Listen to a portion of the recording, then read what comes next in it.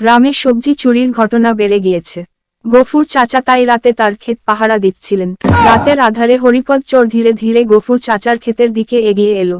আজ তো গফুর চাচার ক্ষেত থেকে বড় বড় কুমড়ো চুরি করব। কে ওখানে? ভূত না চোর?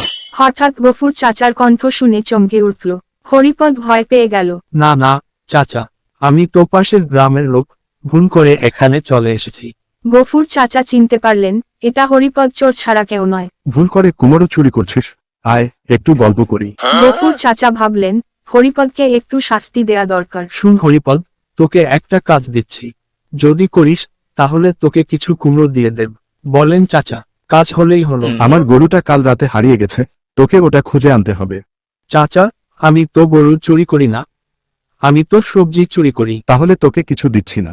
হরিপদ ভেবে দেখল চুরির বদলে কাজ করাই ভালো। হরিপদ গরু খুঁজতে বের হলো, কিন্তু গ্রামের সব গরু দেখতে একই রকম। তোর চাচার গরু খুঁজছি, কিন্তু কোনটা বুঝতে পারছি না। হরিপদ কাকা, কি খুঁজছো? তোর চাচার গরু খুঁজছি, কিন্তু কোনটা বুঝতে পারছি না। আমার চাচার গরুর লেজটা বাঁকা।